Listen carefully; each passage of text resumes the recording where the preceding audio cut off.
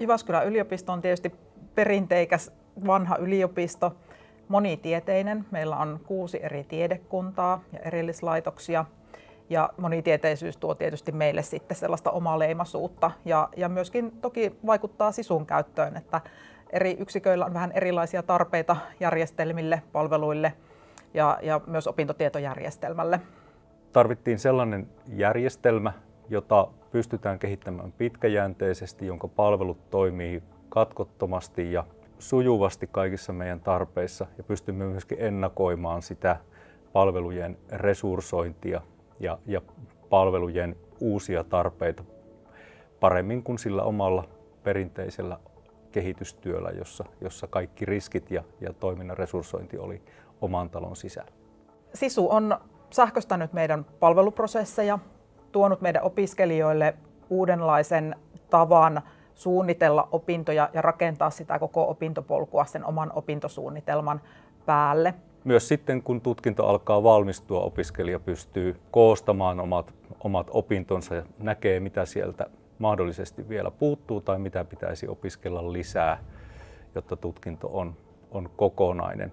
SISUn kautta pystyy myös nyt ja tulevaisuudessa katsomaan millaisia ristiinopiskelun mahdollisuuksia opiskelijalla on oman tutkintonsa puitteissa, mitä opintoja hän voi ottaa muista korkeakouluista ja siten täydentää omaa tutkintoa. Mulla on SISUn käytöstä aivan hyvä yleistunnelma, että varsinkin kun sen oppii ja siihen tottuu, niin se on erittäin hyvä työkalu, jolla suunnitella arkea ja opintoja. Suunnittelen opintojani SISUn kautta selaamalla SISUsta löytyviä kurssiesitteitä, joista löydän kursseihin liittyvät aikataulut, kurssien sisällöt, vastuuopettajat, kurssikirjallisuuden ja muuta hyödyllistä tietoa. Ei kun nappi on erittäin hyvä nappi ja se aina hieman huvittaa, kun sitä päätyy painamaan ja huomaa sen ei kun sanamuodon siinä.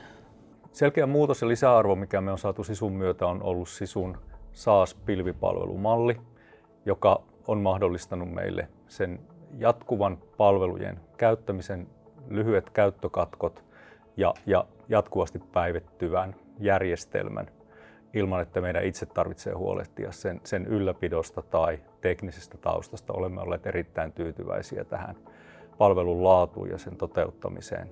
SISU on mahdollistanut meille uudenlaisia yhteistyömahdollisuuksia niin kansallisesti kuin kansainvälisesti. Esimerkiksi ristiinopiskelupalvelu ja EMREX on tällaisia palveluja, jotka mahdollistaa yhteistyön ja yhteentoimivuuden muiden korkeakoulujen kanssa.